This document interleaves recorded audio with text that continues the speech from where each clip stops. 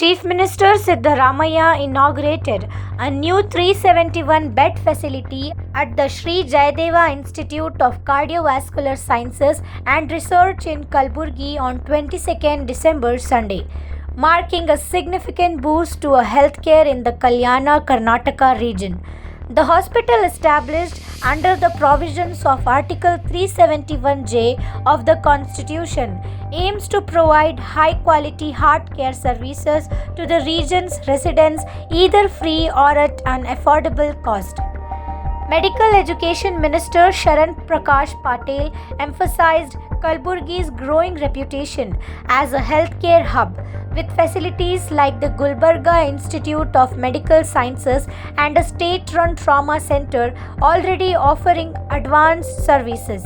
He credited Mallikarjun Kharge, the leader of the opposition in the Rajya Sabha, for his efforts in securing the region's special status under Article 371J, which has led to better funding and development. Dr. Patel noted that residents no longer need to travel to Solapur or Hyderabad for advanced medical care, as Kalburgi now provides world-class treatment locally. Plans are also underway to build a 92 crore regional institute of child health and a 50-bed critical care unit, and further solidifying the city's position as a healthcare hub. ಇವತ್ತು ಜಯದೇವ ಹೃದ್ರೋಗ ವಿಜ್ಞಾನ ಮತ್ತು ಸಂಶೋಧನಾ ಸಂಸ್ಥೆ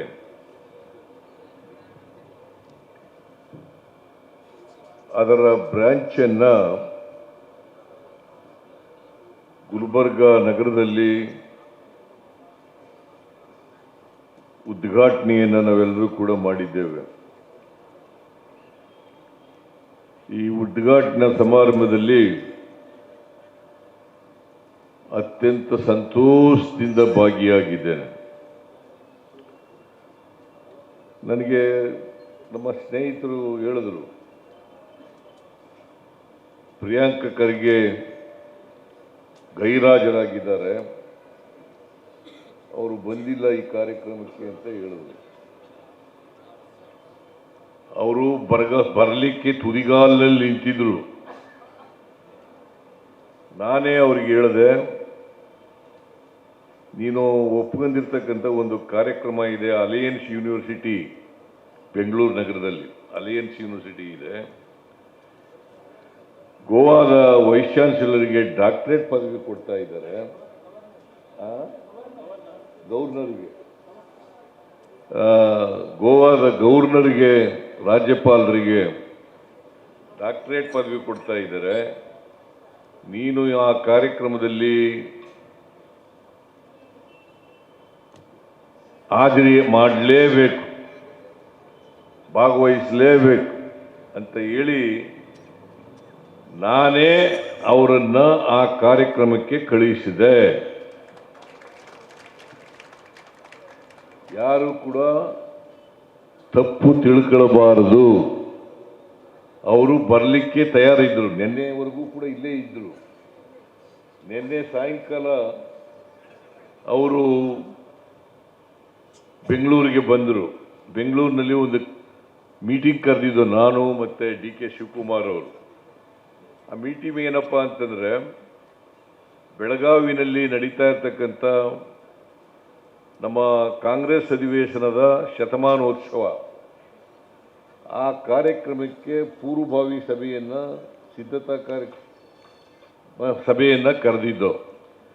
ಆ ಸಭೆಯಲ್ಲಿ ಭಾಗವಹಿಸಲಿಕ್ಕೆ ಬಂದಿದ್ದರು. ಮತ್ತು ಇವತ್ತು ಅಲಯನ್ಸ್ ಯೂನಿವರ್ಸಿಟಿ ಸಭೆ ಕಾರ್ಯಕ್ರಮದಲ್ಲಿ ಭಾಗವಹಿಸ್ತಕ್ಕಂಥದ್ದನ್ನು ಮಾಡ್ತಾ ಇದ್ದಾರೆ. ಹಾಗಾಗಿ ಅವರು ಬಂದಿಲ್ಲ ಅಂತಕ್ಕಂಥದ್ದನ್ನು ಸ್ಪಷ್ಟಪಡಿಸಲಿಕ್ಕೆ ಬಯಸ್ತಾ ಇದ್ದೇನೆ. ಈ ಕಾರ್ಯಕ್ರಮದ ಎಲ್ಲ ಸಿದ್ಧತೆಯನ್ನು ಮಾಡಿಬಿಟ್ಟು ಹೋಗಿದ್ದರು ಶರಣ್ ಪ್ರಕಾಶ್ ಜೊತೆಯಲ್ಲಿ. ಈ ಕಾರ್ಯಕ್ರಮದ ಎಲ್ಲ ಸಿದ್ಧತೆಯನ್ನು ಕೂಡ ಮಾಡಿ ಹೋಗಿದ್ರು. ಹಾಗಾಗಿ ಬಂದಿಲ್ಲ. ಇಲ್ಲದೆ ಹೋದರೆ ಬರ್ತಾ ಇದ್ರು. ಯಾರು ಇದ್ರ ಬಗ್ಗೆ ಬೇರೆ ಅಭಿಪ್ರಾಯವನ್ನು ವ್ಯಕ್ತ ಮಾಡಬೇಕಾದಂಥ ಅಗತ್ಯ ಇಲ್ಲ ಅಂತಕ್ಕಂಥ ಮಾತುಗಳನ್ನು ಸ್ಪಷ್ಟ ಮಾಡಿ ಇವತ್ತು ಜಯದೇವ ಹೃದ್ರೋಗ ಆಸ್ಪತ್ರೆಯನ್ನು ಗುಲ್ಬರ್ಗದಲ್ಲಿ ಉದ್ಘಾಟನೆಯನ್ನು ಮಾಡಿದ್ದೇವೆ. 2016ರಲ್ಲಿ ಇದನ್ನು 2016 ನಾನು ಹಿಂದೆ ಮುಖ್ಯಮಂತ್ರಿ ಆಗಿರುವಾಗ ಇದಕ್ಕೆ ಮಂಜೂರಾತಿಯನ್ನು ಕೊಟ್ಟಿದ್ದೆ.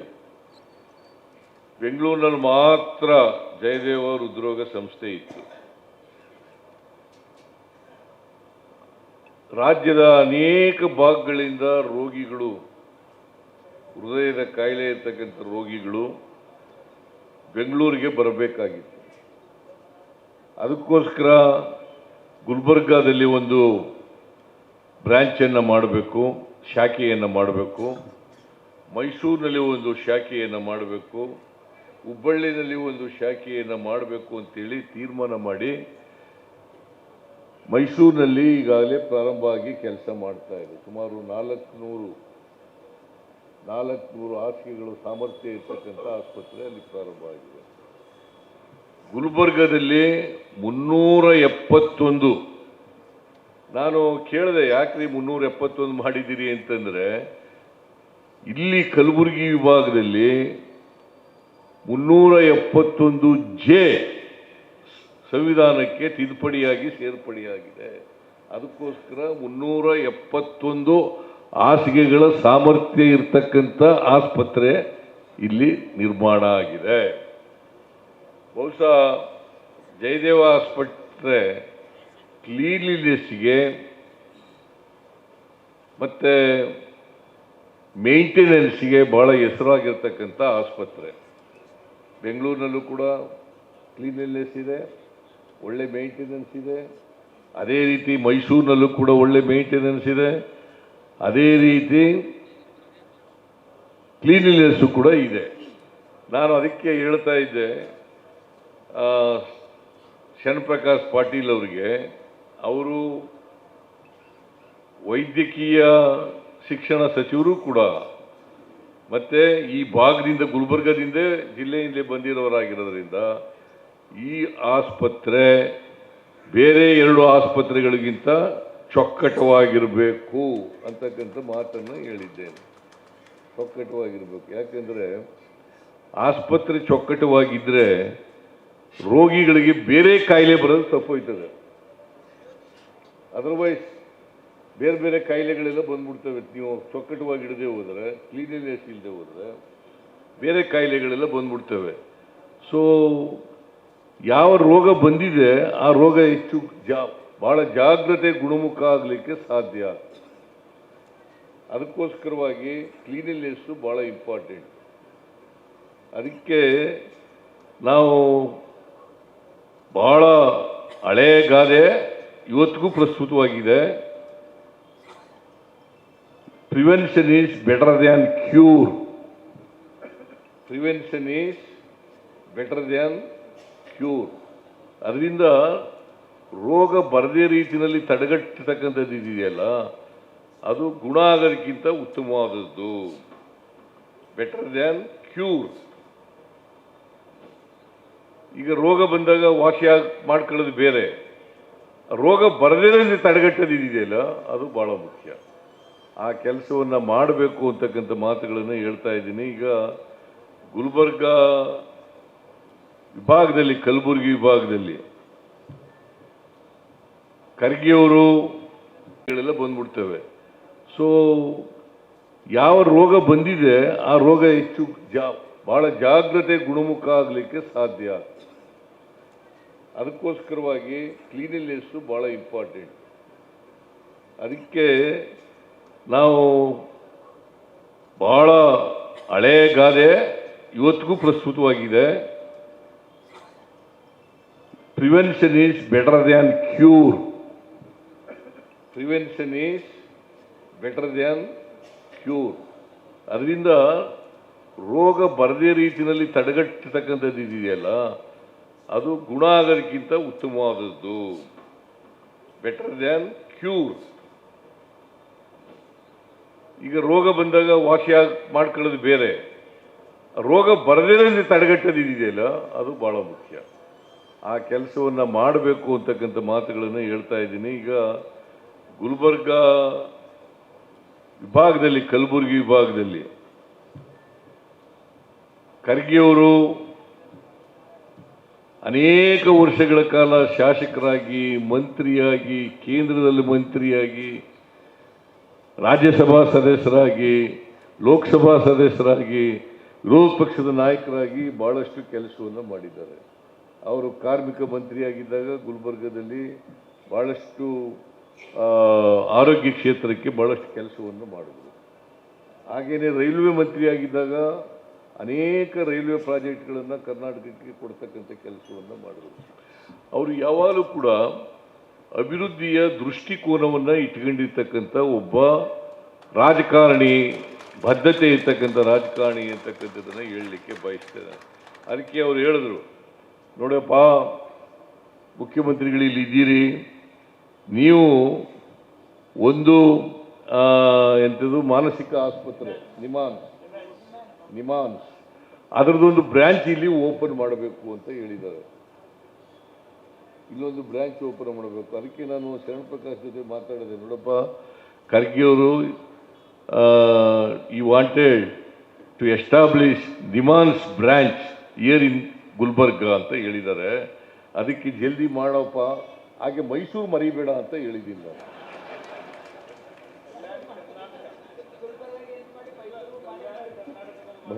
ಮೈಸೂರು ಮರಿಬೇಡ ಅಂತ ಹೇಳಿದ್ದೀನಿ. ಅದರಿಂದ ಎರಡೂ ಕಡೆ ನಿಮಾನ್ಸ್ ಬ್ರಾಂಚನ್ನು ಅದನ್ನು ತೆಗಿಲಿಕ್ಕೆ ಪ್ರಾಮಾಣಿಕವಾದಂಥ ಪ್ರಯತ್ನವನ್ನು ಮಾಡ್ತೇವೆ ಅಂತಕ್ಕಂಥ ಮಾತುಗಳನ್ನು ಹೇಳಲಿಕ್ಕೆ ಇಚ್ಛೆ ಪಡ್ತಾ ಇದ್ದೀನಿ. ಇನ್ನೊಂದು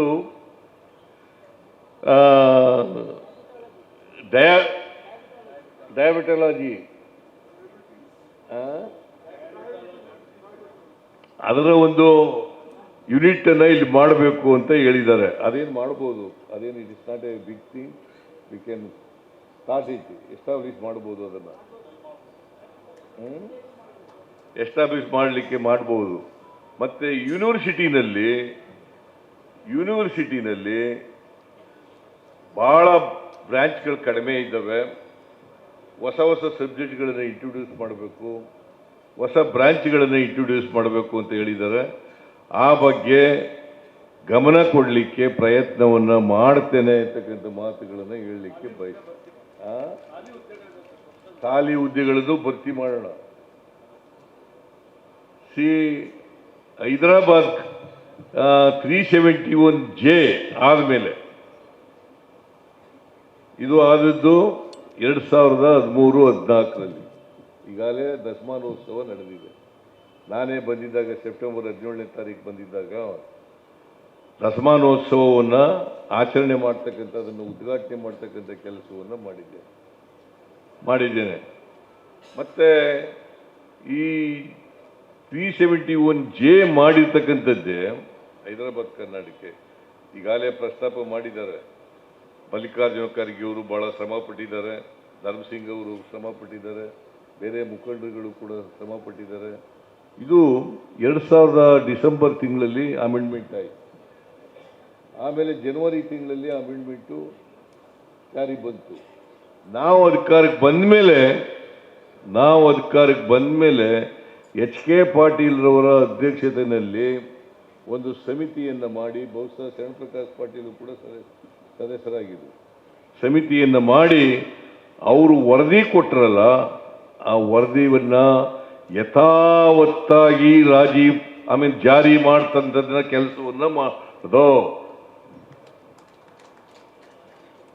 ನಾನು ಮುಖ್ಯಮಂತ್ರಿ ಆಗಿರುವಾಗ 2013-14ರಲ್ಲಿ ಇದು ಆಯಿತು, ಹಿಂದೆ ಆಗಿರಲಿಲ್ಲ. ಅಂದರೆ ಬಹಳ ವರ್ಷಗಳಿಂದ ಹೋರಾಟ ಇತ್ತು. ಇದಕ್ಕೆ ಸಂವಿಧಾನ ತಿದ್ದುಪಡಿ ಆಗಬೇಕು, ವಿಶೇಷ ಸ್ಥಾನಮಾನ ಸಿಗಬೇಕು, ಈ ಭಾಗಕ್ಕೆ ಸಂವಿಧಾನ ತಿದ್ದುಪಡಿಯಾಗಿ 371J ಆಗಬೇಕು ಅಂತಕ್ಕಂಥದ್ದು. ಅದಕ್ಕೆ ಈ ಭಾಗದಲ್ಲಿ 70% ರಿಸರ್ವೇಷನ್ ಇದೆ. ಇಡೀ ರಾಜ್ಯದಲ್ಲಿ 8% ರಿಸರ್ವೇಷನ್ ಇದೆ. ಇದು ಮಾಡೋದ್ರಿಂದ ಅನೇಕ ಜನ ಡಾಕ್ಟರ್ಗಳಾಗಲಿಕ್ಕೆ, ಇಂಜಿನಿಯರ್ಗಳಾಗಲಿಕ್ಕೆ, ಲೆಕ್ಚರರ್ಸ್ ಆಗಲಿಕ್ಕೆ, ಟೀಚರ್ಗಳಾಗಲಿಕ್ಕೆ, ತಹಸೀಲ್ದಾರ್ಗಳಾಗಲಿಕ್ಕೆ, DYSPಗಳಾಗಲಿಕ್ಕೆ ಸಾಧ್ಯ ಆಯಿತು. ಬಹಳ ಜನ ಆದರು. ಸುಮಾರು 80,000 ಜನ ಮೆಡಿಕಲ್ಲು, ಇಂಜಿನಿಯರಿಂಗು, ಆಯುರ್ವೇದ, ಇವೆಲ್ಲ ಆಗಿ ಕೆಲಸನೂ ಕೂಡ ಅನೇಕ ಜನಕ್ಕೆ ಸಿಕ್ಕಿದೆ. ಇದೆಲ್ಲ ಆಗಬೇಕಾದ್ರೆ 371J ಕಾರಣ ಅಂತಕ್ಕಂಥದ್ದನ್ನು ತಿಳ್ಕೋಬೇಕಾಗ್ತದೆ. ಇದನ್ನ ಕಾಂಗ್ರೆಸ್ ಸರ್ಕಾರ ಮಾಡಿದೆ ಅಂತಕ್ಕಂಥದ್ದನ್ನು ಕೂಡ ನಿಮ್ಮೆಲ್ಲರ ಗಮನಕ್ಕೆ ತರಲಿಕ್ಕೆ ಬಯಸ್ತಾ ಇದ್ದೇನೆ. ಸೊ ನಾನು ಮೊನ್ನೆ ಉತ್ತರ ಕರ್ನಾಟಕದ ಬಗ್ಗೆ ಚರ್ಚೆ ಆಯಿತು, ವಿಧಾನಸಭೆಯಲ್ಲಿ ಚರ್ಚೆ ಆಯಿತು. ಬಹಳ ಜನ ಎಲ್ಲ ಪಾರ್ಟಿಯವರು ಕೂಡ ಭಾಗವಹಿಸಿದರು. ಇಲ್ಲಿರ್ತಕ್ಕಂಥ ನ್ಯೂನತೆಗಳು ಹೇಳಿದರು. ನಾನು ಹೇಳಿದೆ, ನೋಡಪ್ಪ, ಹಿಂದೆ 2002ರಲ್ಲಿ ನಂಜುಂಡಪ್ಪನವರ ಅಧ್ಯಕ್ಷತೆಯಲ್ಲಿ ಒಂದು ಸಮಿತಿ ಆಗಿತ್ತು. ಅವರು 2002ರಲ್ಲಿ ವರದಿ ಕೊಟ್ಟರು. 2007-08ರಲ್ಲಿ ಜಾರಿಯಾಯಿತು. ಅಲ್ಲಿಂದ ಇಲ್ಲಿವರೆಗೆ ಸುಮಾರು 35,000ಕ್ಕೂ ಹೆಚ್ಚು ಕೋಟಿ ರೂಪಾಯಿಗಳನ್ನು ಖರ್ಚು ಮಾಡಿದ್ದೀವಿ.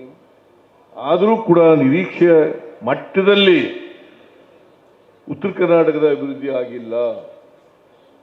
ನಂಜುಂಡಪ್ಪನವರು ವರದಿ ಕೊಟ್ಟಿದ್ದದ್ದು 39 ತಾಲೂಕುಗಳು ಅತ್ಯಂತ ಹಿಂದುಳಿದ ತಾಲೂಕುಗಳು ಅಂತ ಕೊಟ್ಟಿದ್ರು. 39 ತಾಲೂಕುಗಳು ಅತ್ಯಂತ ಹಿಂದುಳಿದ ತಾಲೂಕುಗಳು. ಅದರಲ್ಲಿ 26 ತಾಲೂಕುಗಳು, 21 ತಾಲೂಕುಗಳು ಕಲಬುರಗಿ ಜಿಲ್ಲೆ, 5 ತಾಲೂಕುಗಳು ಬೆಳಗಾವಿ ಜಿಲ್ಲೆ, ಬೆಳಗಾವಿ ವಿಭಾಗ, ಕಲಬುರಗಿ ವಿಭಾಗದಲ್ಲಿ 21, ಬೆಳಗಾವಿ ವಿಭಾಗದಲ್ಲಿ 5, 26, 39ರಲ್ಲಿ 26 ಹಿಂದುಳಿದ ತಾಲೂಕುಗಳು ಈ ವಿಭಾಗಗಳಲ್ಲೇ ಇದ್ದೋ ಅಂತಕ್ಕಂಥದ್ದು. ಅದಕ್ಕೆ ಸುಮಾರು 114 ತಾಲೂಕುಗಳು ಹಿಂದುಳಿದಿದ್ದಾವೆ, ಅತ್ಯಂತ ಹಿಂದುಳಿದಿದ್ದಾವೆ, ಅತಿ ಹಿಂದುಳಿದಿದ್ದಾವೆ ಅಂತೇಳಿ 3 ಭಾಗವಾಗಿ ಮಾಡಿ ಕೊಟ್ಟಿದ್ದು. 39, 40, 35. 39, 40, 35 ಭಾಗ. 39, 40, 35 ಇಷ್ಟಿನ ಮಾಡಿದ್ರು. ಅವರು ಹೇಳಿದ್ರು 31,000 ಕೋಟಿ ರೂಪಾಯಿ ಖರ್ಚು ಮಾಡಬೇಕು. ರೀಜನಲ್ ಇಂಬ್ಯಾಲೆನ್ಸ್ ಹೋಗಿ ಎಲ್ಲ ತಾಲೂಕುಗಳಲ್ಲೂ ಕೂಡ ಸಮಾನತೆ ಬರಬೇಕಾದ್ರೆ ಅವತ್ತು 175 ತಾಲೂಕಿದ್ದ ನಂಜುಂಡಪ್ಪನವರು ವರದಿ ಕೊಟ್ಟಾಗ ಇವತ್ತು 240 ತಾಲೂಕುಗಳಾಗಿದ್ದಾವೆ. 240 ತಾಲೂಕುಗಳಾಗಿದ್ದಾವೆ ಕರ್ನಾಟಕದಲ್ಲಿ. ಅದಕ್ಕೆ ನಾವು ಈ ಎಲ್ಲ ಸಮಾನತೆ ಬರಬೇಕು. ಯಾಕಂದ್ರೆ ಕರ್ನಾಟಕ ಸಮಗ್ರ ಅಭಿವೃದ್ಧಿ ಆದಾಗ ಮಾತ್ರ ಕರ್ನಾಟಕ ಅಭಿವೃದ್ಧಿ ಆಗಿದೆ ಅಂತ ಹೇಳಲಿಕ್ಕೆ ಸಾಧ್ಯ ಆಗ್ತದೆ. ನಾವು ಆ ಭಾಗ, ಈ ಭಾಗ, ಹಳೆ ಮೈಸೂರು, ಕಲಬುರಗಿ ವಿಭಾಗ, ಬೆಳಗಾವಿ ವಿಭಾಗ ಅಥವಾ ಕಡಲ ತೀರ ಆ ಥರ ವಿಂಗಡಣೆ ಮಾಡಲಿಕ್ಕೆ ಹೋಗಲ್ಲ. ನಮ್ಮ ಸರ್ಕಾರ ಇಡೀ ಕರ್ನಾಟಕ ಸಮಗ್ರವಾಗಿ ಅಭಿವೃದ್ಧಿ ಆಗಬೇಕು ಅಂತಕ್ಕಂಥದ್ರಲ್ಲಿ ಬದ್ಧತೆ ಇಟ್ಕೊಂಡಿರ್ತಕ್ಕಂಥವರು ಮತ್ತು ಆ ದಿಕ್ಕಿನಲ್ಲಿ ಪ್ರಯತ್ನವನ್ನ ಮಾಡ್ತಾ ಇರ್ತಕ್ಕಂಥ ಸರ್ಕಾರ ಅಂತಕ್ಕಂಥ ಮಾತುಗಳನ್ನ ಹೇಳಲಿಕ್ಕೆ ಬಯಸ್ತಾ ಇದ್ದೇನೆ. ಅದರಿಂದ ನಮ್ಮ ಶರಣಪ್ರಕಾಶ್ ಪಾಟೀಲ್ ಈ ಭಾಗಕ್ಕೆ ಆಸ್ಪತ್ರೆಗಳು ಅಂದರೆ ಅವರು ಮಾಡಬೇಕಾಗಿರ್ತಕ್ಕಂಥದ್ದನ್ನು ಮಾಡ್ತಾ ಇದ್ದಾರೆ.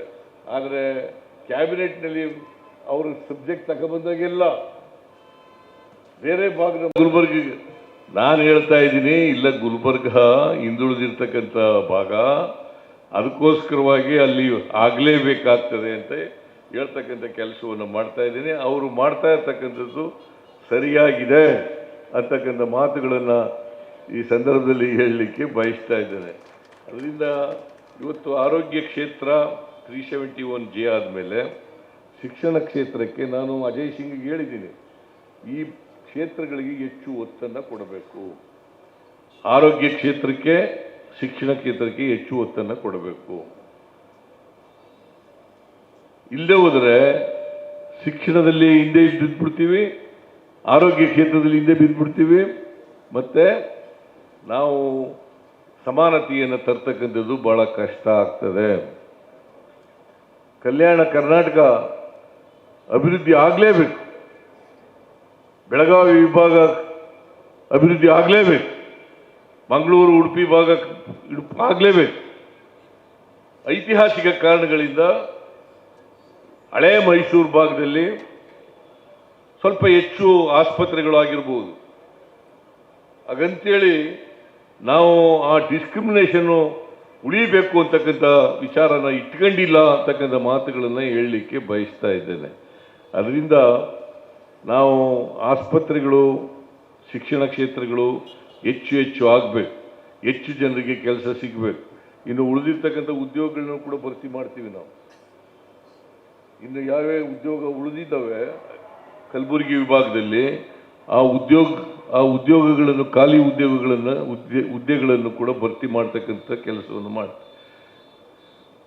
ಅನೇಕ ಜನ ಆ ಉತ್ತರ ಕರ್ನಾಟಕದ ಅಭಿವೃದ್ಧಿ ಬಗ್ಗೆ ಮಾತಾಡಿದಂಥವರು ಶಾಸಕರು, ಅದರಲ್ಲೂ ವಿಶೇಷವಾಗಿ ಈ ಭಾಗದವರು ಶಿಕ್ಷಣಕ್ಕೆ ಹೆಚ್ಚು ಒತ್ತು ಕೊಡಬೇಕು, ಉಪಾಧ್ಯಾಯರುಗಳನ್ನು ಭರ್ತಿ ಮಾಡಬೇಕು, ಕಾಲೇಜಿನಲ್ಲಿ ಇರ್ತಕ್ಕಂಥ ಹುದ್ದೆಗಳನ್ನು ಭರ್ತಿ ಮಾಡಬೇಕು ಅಂತಕ್ಕಂಥ ಮಾತುಗಳನ್ನು ಹೇಳಿದ್ದಾರೆ. ಆ ಕಡೆ ಹೆಚ್ಚು ಗಮನವನ್ನು ಕೊಡ್ತೇವೆ ಅಂತಕ್ಕಂಥ ಮಾತುಗಳನ್ನು ಹೇಳಲಿಕ್ಕೆ ಬಯಸ್ತೇನೆ. ಶರಣ್ ಪ್ರಕಾಶ್ ಪಾಟೀಲ್ ಮತ್ತು ಅಜಯ್ ಸಿಂಗ್ ಅವರು ತೊಗರಿನಲ್ಲಿ ಈ ಸಾರಿ ತೊಗರಿಗೆ ರೋಗ ಬಂದು ತೊಂದರೆ ಆಗಿದೆ ಅಂತ ಹೇಳಿದ್ದಾರೆ.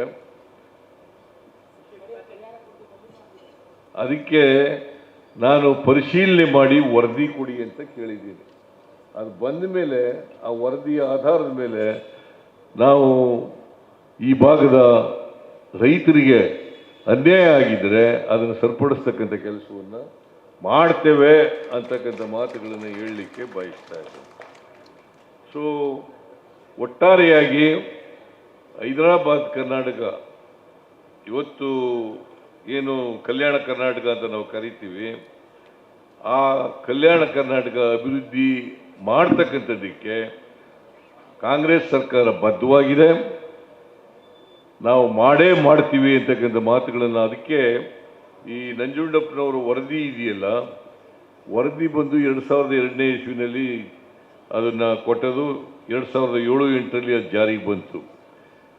ಅದರಿಂದ ಎಷ್ಟು ಮಟ್ಟಿಗೆ ಸಮಾನತೆ ಬಂದಿದೆ, ತಾರತಮ್ಯ ನಿವಾರಣೆಯಾಗಿದೆ, ಅದರ ಆಧಾರದ ಮೇಲೆ ನಾವು ಗೋವಿಂದರಾವ್ ಅರ್ಥಶಾಸ್ತ್ರಜ್ಞರು ಅವರ ಅಧ್ಯಕ್ಷತೆಯಲ್ಲಿ ಇನ್ನೊಂದು ಸಮಿತಿಯನ್ನು ಮಾಡಿದ್ದೀನಿ. ಮಾರ್ಚ್ ತಿಂಗಳಲ್ಲಿ ಇನ್ನೊಂದು ಸಮಿತಿಯನ್ನು ಮಾಡಿದ್ದೀವಿ.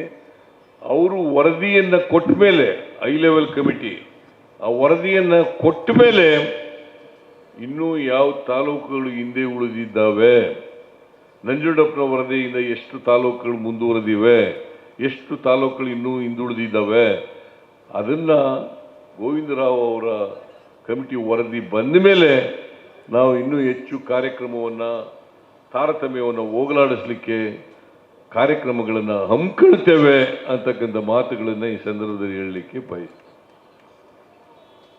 ಇವತ್ತು ಬಸವಾದಿ ಶರಣರು ಕಲ್ಯಾಣದಲ್ಲಿ ಕರ್ನಾಟಕವನ್ನು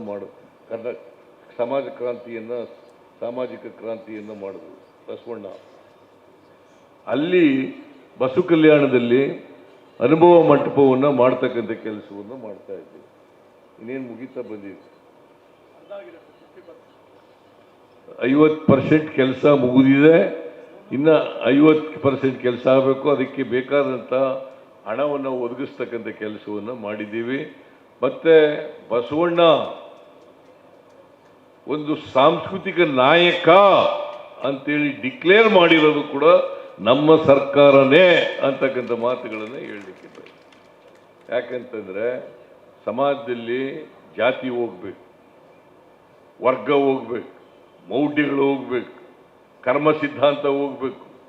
ಎಲ್ಲರೂ ಕೂಡ ಮಾನವರಾಗಿ ಬದುಕ್ತಕ್ಕಂಥ ವ್ಯವಸ್ಥೆ ನಿರ್ಮಾಣ ಆಗಬೇಕು ಅಂತಕ್ಕಂಥ ಕನಸನ್ನು ಕಂಡಿದ್ದವರು ಬಸವಣ್ಣವರು, ಬುದ್ಧ, ಅಂಬೇಡ್ಕರ್ ಮತ್ತು ಮಹಾತ್ಮ ಗಾಂಧೀಜಿ. ಇದನ್ನು ನಾವು ಮಾಡ್ತಕ್ಕಂಥ ಕೆಲಸವನ್ನು ಮಾಡ್ತೀವಿ. ಇದರಲ್ಲಿ ನಂಬಿಕೆ ಇಟ್ಕೊಂಡಿದ್ದೀವಿ. ಇವರ ಸಿದ್ಧಾಂತದಲ್ಲಿ ನಂಬಿಕೆ ಇಟ್ಟಿದ್ದೀವಿ. ಇವರ ಕಾರ್ಯಕ್ರಮಗಳಲ್ಲಿ ನಂಬಿಕೆ ಇಟ್ಟಿದ್ದೀವಿ. ಸಮಾಜದಲ್ಲಿ ಬದಲಾವಣೆ ಆಗಬೇಕು ಅಂತಕ್ಕಂಥದ್ರಲ್ಲಿ ನಮ್ಮ ಪಕ್ಷ ಯಾವತ್ತೂ ಕೂಡ ಬದ್ಧತೆಯನ್ನು ಪ್ರದರ್ಶನ ಮಾಡ್ತದೆ ಅಂತಕ್ಕಂಥ ಮಾತುಗಳನ್ನು ಹೇಳಿ, ಈ ಭಾಗದ ಅಭಿವೃದ್ಧಿಗೂ ಕೂಡ ನಾವು ಹೆಚ್ಚು ಹಣವನ್ನು ಹೂಡಲಿಕ್ಕೆ ಪ್ರಯತ್ನ ಮಾಡ್ತೇವೆ ಅಂತಕ್ಕಂಥ ಮಾತುಗಳನ್ನು ಹೇಳಿ, ಈ ಜಯದೇವ ಹೃದ್ರೋಗ ವಿಜ್ಞಾನ ಮತ್ತು ಸಂಶೋಧನಾ ಸಂಸ್ಥೆ ಈ ಬ್ರ್ಯಾಂಚನ್ನು ಅತ್ಯಂತ ಸಂತೋಷದಿಂದ ಉದ್ಘಾಟನೆ ಮಾಡಿದ್ದೀನಿ ಅಂತ ಹೇಳಿ, ಈ ಭಾಗದ ಜನರಿಗೆ, ಯಾಕಂದರೆ ಬೆಂಗಳೂರಿಗೆ ಬರಬೇಕಾಗಿತ್ತು, ಮೈಸೂರು ಬರಬೇಕಾಗಿತ್ತು, ಅದು ಎಲ್ಲ ತಪ್ಪುತ್ತೆ. ಈಗ ಮೈಸೂರು ಬರೋದು, ಬೆಂಗಳೂರು ಬರೋದು, ಅಲ್ಲಿ ಬರತಕ್ಕಂಥ ತಪ್ಪುತ್ತದೆ. ಎಲ್ಲ ಇಲ್ಲೇ ಅದರ ಉಪಯೋಗವನ್ನು ಪಡ್ಕೊಳ್ಬೇಕು ಅಂತಕ್ಕಂಥ ಮಾತುಗಳನ್ನು ಹೇಳ್ತಾ ಅತ್ಯಂತ ಸಂತೋಷದಿಂದ ಜನವರಿ ಮೊದಲನೇ ವಾರದಲ್ಲೇ ಇದು ಪ್ರಾರಂಭ ಆಗ್ತದೆ. ಈ ಹೊಸ ಕಟ್ಟಡದಲ್ಲೇ ಪ್ರಾರಂಭ ಆಗ್ತದೆ. 3 ಕ್ಯಾಥ್ಲಾಬ್ಗಳಿದ್ದಾವೆ, 3 ಆಪರೇಷನ್ ಥಿಯೇಟರ್ಗಳಿದ್ದಾವೆ, 3 ಆಮೇಲೆ 1 ಹೈಬ್ರಿಡ್ ಆಪರೇಷನ್ ಥಿಯೇಟರ್ ಇದೆ. ಸೊ ಇಷ್ಟೊಂದು ಸುಸಜ್ಜಿತವಾಗಿ ಎಲ್ಲ ಸವಲತ್ತುಗಳನ್ನು, ಸಲಕರಣೆಗಳನ್ನು ಹೊಂದಿರತಕ್ಕಂಥ ಆಸ್ಪತ್ರೆ ಇದು.